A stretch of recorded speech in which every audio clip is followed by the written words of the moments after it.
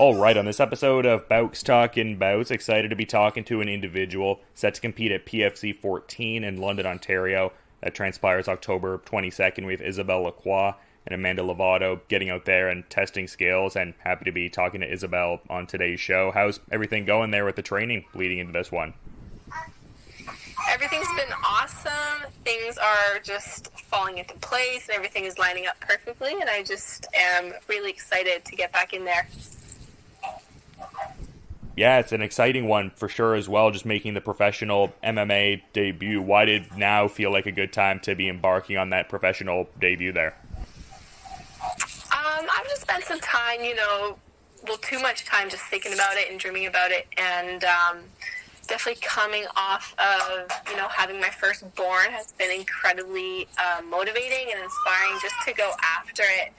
Life is short, and, there's only so much time in the day, and I just wanted to go after it and not give myself any more excuses. Yeah, I mean, it seemed like the motivation was there in a big way previously, but it seems like you're saying that, becoming a mother has almost, galvanized that, motivation, an additional time over. Is that kind of, a fair characterization, almost just giving, almost an additional layer of motivation to what you're doing? Yeah, absolutely. It's just, re-sparked and reconfirmed everything for me that was already there. Yeah, for sure. And then just the, background in Muay Thai, for sure. Are you still getting in work ahead of this one at Maz Thai Boxing? It seems like that's been the space for the last decade or so, roughly. Yeah, that's my home gym. That's where we do most of, everything. We have an incredible Muay Thai coach, Chris. We've got some Henzo Gracie jiu-jitsu classes. We've got some MMA classes. We have a wrestling coach, Jeremy Martin. So we've got more than just Muay Thai nowadays.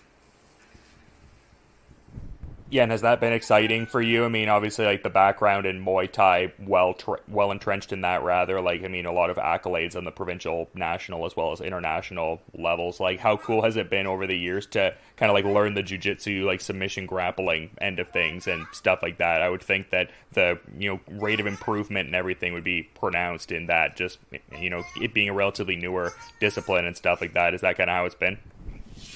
Sorry, can you repeat the question? I have somebody here just shouting "mama," and it's just hard to listen to two of you at the same time. I don't know if you can hear her. Hi, baby.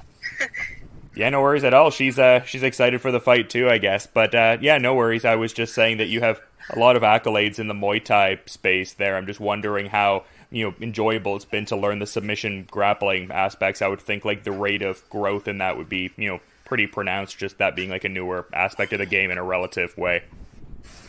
Oh yeah, absolutely. That's the thing that I realized, in my adult years. I realized that I just honestly love to learn and just soak up as much as I can. I love attending seminars and just having one-on-one sessions with coaches and just knowing what I need to work on. That was something that I struggled with in high school, and before finding Muay Thai, I was not interested in learning. I was just not putting my energy in the right place, and finding Muay Thai and then Brazilian Jiu-Jitsu and MMA and just piecing it all together. And even all the accessory stuff that I do outside of that really keeps everything in place.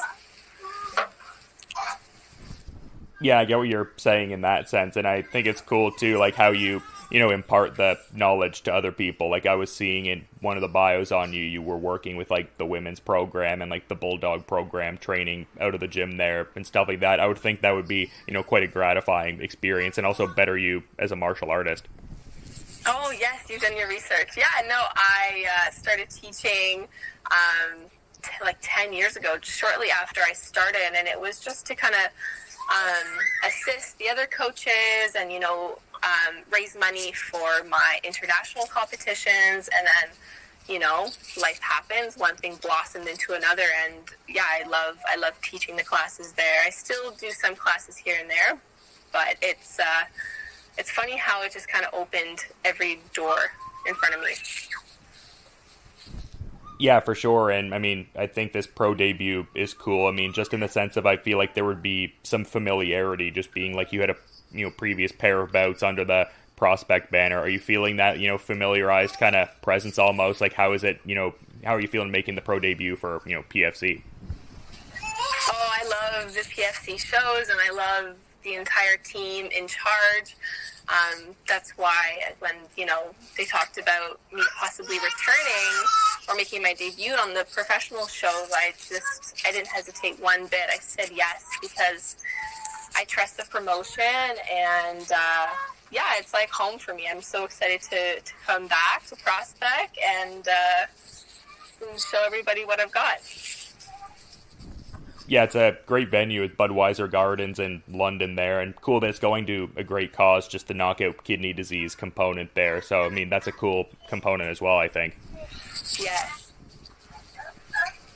Yeah, you'll love to see that, no doubt. But, yeah, I mean, I'm wondering, I guess, who you've been mostly working with. Like, who would you, I guess, credit as, like, the primary sparring partners leading into this one? Do you have, like, a core group of individuals you've been getting in those rounds with?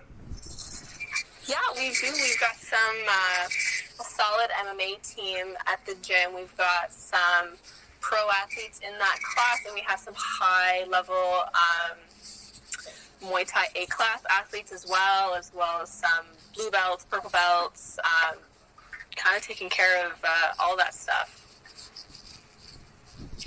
Yeah, that's awesome. I mean, good to be well-rounded, but I'm curious about your thoughts on your opponent here because they, have some victories in MMA as well as pro boxing. Are you a fighter who generally does a level of like tape study and game planning on your opponents, or are you more focusing on your individual efforts to be more fluid and adaptable in the fight?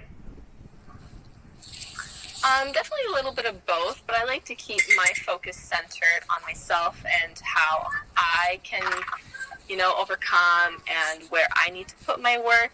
I trust that my coaches and my teammates, can do their research and let me know what I need to know when it comes to preparing for the event and just to be ready for whatever comes my way and whatever doesn't come my way.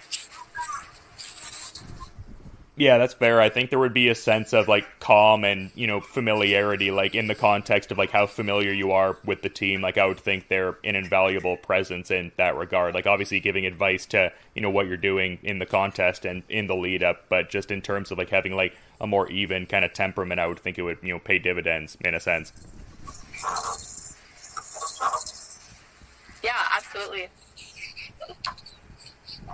Yeah, no, it's going to be a great card for sure, and I definitely appreciate you coming on the show and giving some great insights ahead of this fight here, Isabelle, but I also want to be mindful of your time and schedule, too. So to that point, is there anything you might want to add as a parting thought as we're kind of wrapping up here? Yes, thank you. I'd love to give a shout-out to the gym, Mass Academy, all of the coaches and my teammates there, as well as my sponsors. I've got a lot of people that joined my team. I want to give a shout out to Madeline's Diner in Stratford, Ontario. You guys are the best. I want to give a shout out to Alliance, Mortgage, Real Estate, and Onyx, and Under the Gi for preparing my fight wear. Yeah, awesome. Love to hear it. Some good shout-outs there. And this is going to be a real good fight, October 22nd, and one I'm looking forward to seeing in London, Ontario there. So, again, thanks for coming on and giving some great insights, Isabelle. Looking forward to seeing everything go down here and looking forward to, seeing how all that plays out for sure. And you enjoy the rest of your day. Until then. Awesome. Thanks for having me, Dylan, and thanks for your patience and just understanding all of my little background noise and my little buddy out here. Thank you.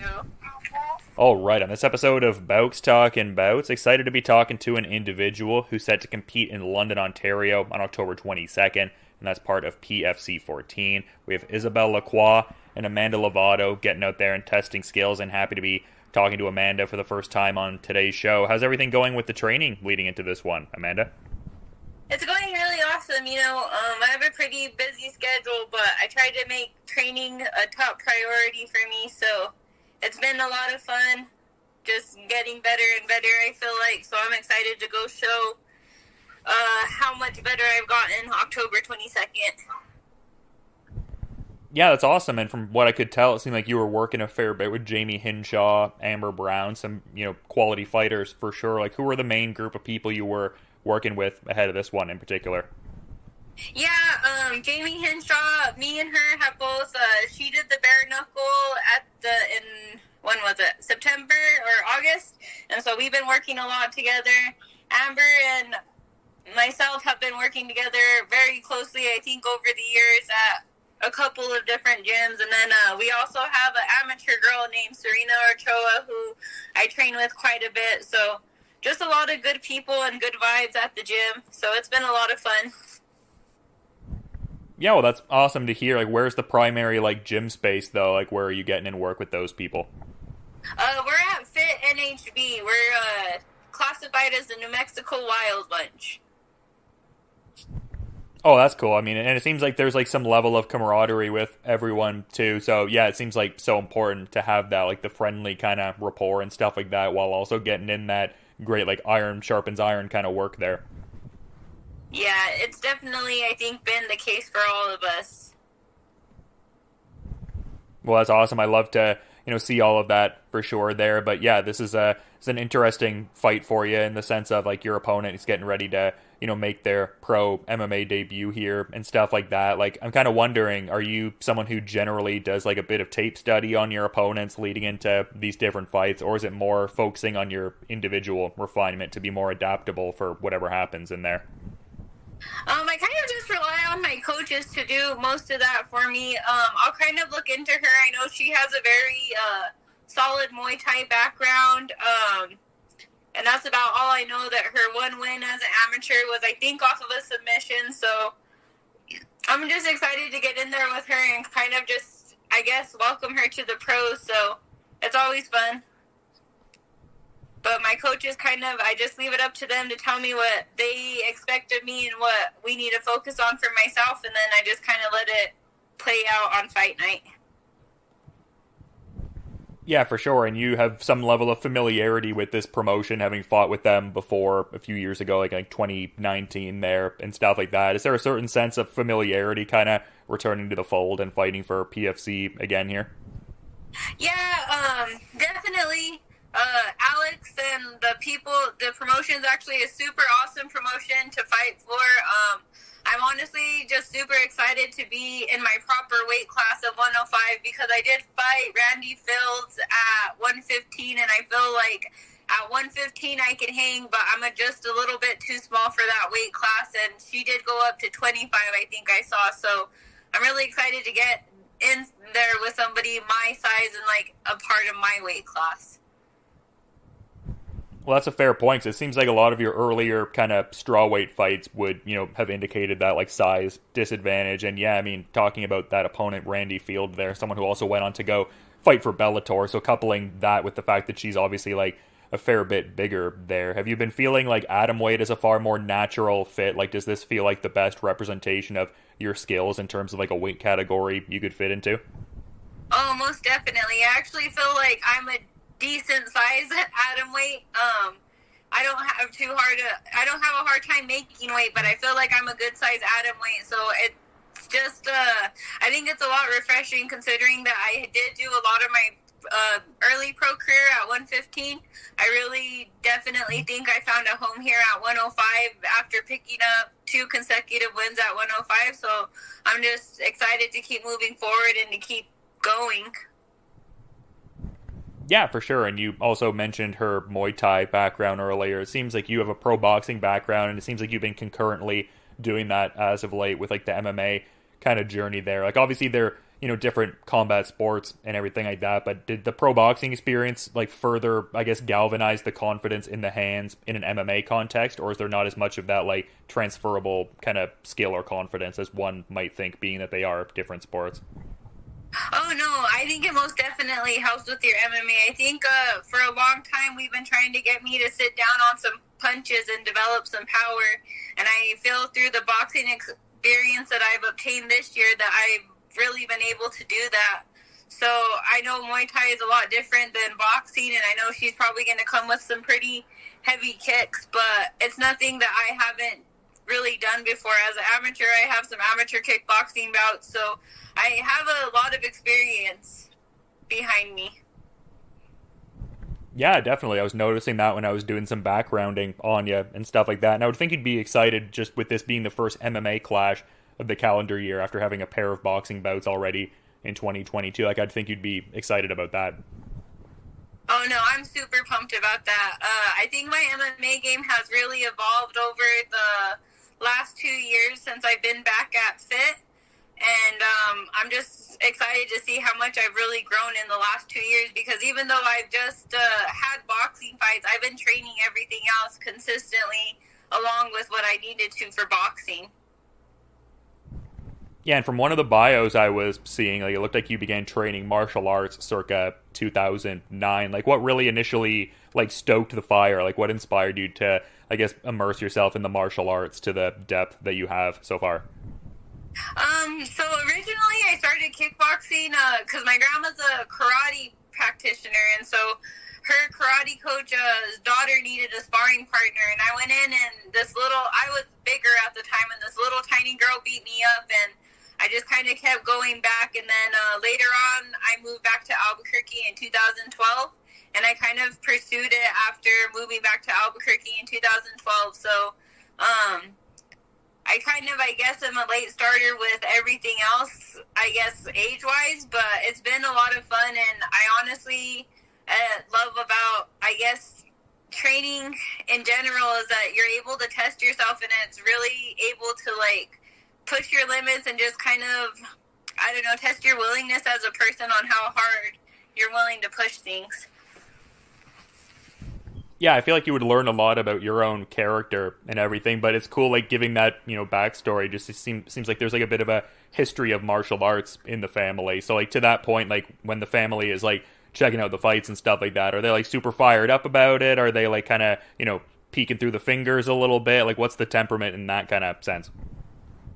Well, my grandma is definitely probably my number one fan, and she's there cheering me on no matter what. My mom's a little bit more conservative, where she might be peeking through the fingers just because she wasn't really, she was a dancer, I think, growing up herself, but not like in any combative sports at all, so I drive her a little crazy. That's kind of fun. There's, like, the varying kind of temperaments, though, and stuff like that. But, yeah, this should be a great event, being that it's, like, in a pretty, MMA-rich city, at least relative to Canada, being that it's in London, Ontario, but also that it's going to such a good cause, just that it's, like, the Knockout Kidney Disease charity event. So I think that's cool. Great night of fights, and going to, some great altruistic efforts as well. Oh, most definitely. Yeah, I love to see it for sure, no doubt. But yeah, no, it's been great having you on and everything like that. I guess, like, one thing I wanted to kind of touch on, though, is just, like, you seem to be obviously, like, very proud of your fighting endeavors, but also seems very, centric to the fact that you're a mom and stuff like that. Like, I saw your son at the gym relatively recently in, like, an IG pic and stuff like that. Like, how much motivation does that give you and stuff like that, just through the, fight camps and some of the arduous kind of moments that would, be part and parcel with that? Can you speak to that? Because I think that's cool. Honestly, my son's probably the since I've had him, he's really been my inspiration. If anybody knows the story about my son, he's had his first year of life was really rough, and he had 7 brain surgeries back to back before he turned 1. And I think just seeing him go through all that, it kind of just makes fighting, like, not that hard. Where if I could do anything through fighting, it's gonna be to show him that, hey, if you have a dream that nobody else agrees with and you want to do it, you just go after it regardless of what anybody else says. So hopefully when he's older, he'll be able to be like, oh, Mom, you did that, and that's really cool, and I'm proud of you for doing that. And then in turn, he'll do something really cool for himself. Oh, that's really awesome. I have a feeling that great things are to come for sure. And I mean, what resilience, like, going through that many surgeries of that kind of nature at such a young age, and just, really amazing kind of stuff. It seems like you're almost inspired by that. It's just a, beautiful aspect of life. He inspires you, you inspire him, etc. Yeah, that's that's my number one right there. So whatever I can do to make our life better or to make sure that he molds into like a really good person is what I'm going to do, and always going to be the option I go for. Yeah, that's what it's all about. Love to hear that for sure. But one of the last things I wanted to ask about, just because I'm very curious, like, about the origins of different, like, fighter nicknames and stuff like that. I saw your nickname was The Glitch. Like, what was the backstory for all of that? So my original gym that I was at, I had a jiu-jitsu coach who kind of reminded me of Emperor Cusco from the Emperor's New Groove. Yeah. And so I always called him Emperor Cusco for like a couple months. And then I came to the gym one day and he's all, you know who you are? You're the Glitch. And I go, what are you talking about? And pretty much, if you watch Wreck-It Ralph and Penelope Von Sweets, we pretty much have a very similar personality. She's really all about her candy. When I'm at a fight camp, that's probably my go-to, where I splurges on the candy. And I think her persistence and just her story is like very similar to mine, so I think it's very suiting for myself. So it kind of came out of like a bit of teasing almost, like you were describing them as kind of being like Emperor Cusco, and then the nickname kind of was like a response thereafter. Mm-hmm. I guess I'm curious, like, he looks like Emperor Cusco, like, while he was a man, or while he was, like, a llama, or, like, what, like, in what stage do you mean? I think he could have done both. And so my original jiu-jitsu coach was Rich Chavez, and he's actually an actor and stuff now. But I think more of the person he resembled it, but definitely can still see the resemblance as a llama. Oh, that's funny. I didn't expect that backstory, admittedly. I do like that. But you've been really good with your time, Amanda, and it's been fun getting to have you on the show and talk before the fight. But I do want to be, mindful of the rest of your schedule today. So to that point, is there anything you might want to add as a parting thought as we're wrapping up here? Just thank you so much for having me and just reaching out and getting my little part of the story. I'm excited to go and put on a show October 22nd, and just big thank you to my coaches and teammates for putting up with me and helping me succeed. Yeah, some good shout-outs, and it's going to be a good fight, I think, October 22nd. I'm looking forward to being there in London, Ontario, and people can get their tickets at pfctix.com. And again, to reiterate, thanks so much for coming on the show. And yeah, looking forward to checking out this fight with Isabelle Lacroix in person. But until then, you just have a good rest of your day there, Amanda. Same to you. Thank you so much for having me, Dylan.